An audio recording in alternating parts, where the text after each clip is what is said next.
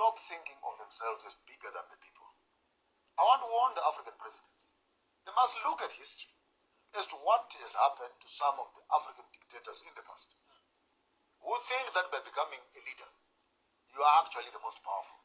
You can never be more powerful than the people.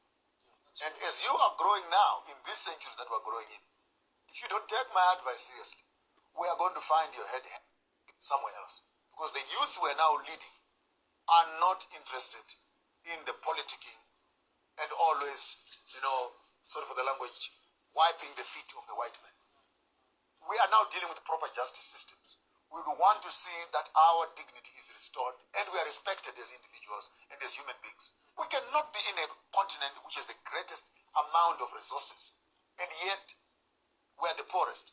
I was in Nigeria the other day and I watched this pipe with a sticker on it, British Petroleum. British in Nigeria. Driving through the Delta with villages on the left and on the right of abject poverty. And this pipe, it's not a pipe, it's a pipe, this huge pipe, pulling oil out of Nigeria, even written British Petroleum, going to fuel the streets of London, and where the resources are being found, those people are living in poverty. Indigenous in them. Now, Bishop, here's a thing which is very interesting. Now, I want to take it as you were looking at rebooting the system, the software rather, of Africans.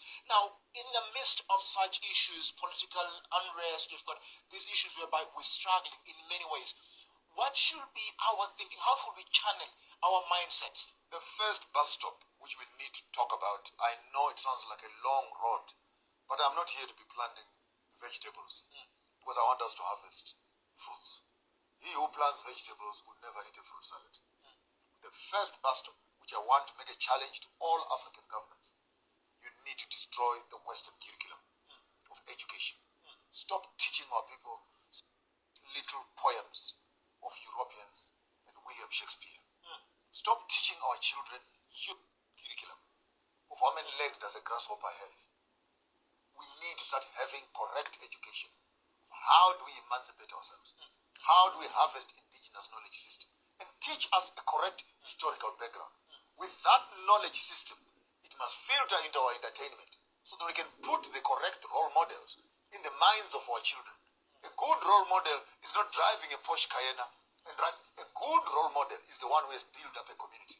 Hence, many of our educated people, immediately when they get educated, they subtract themselves from their own communities and they go and live in the white suburbs. Why in the white suburbs? Because black people don't understand them. Black people, they can no longer relate with them. Black people will not help them to enjoy their wealth. So what is education?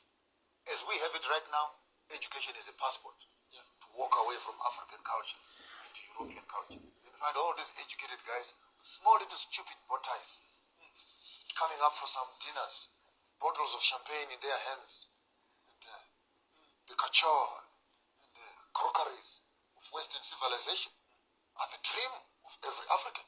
Maybe I've reached it now. I've reached the level to be accepted. So how do you greet the Queen? How do you shake hands? How do you sit? How do you talk? How do you what? My foot. These are cosmetics of African culture. We cannot be teaching our children to become plastics in a civilization that is so heavy. And Africans needed to put their feet on the ground and establish their own person.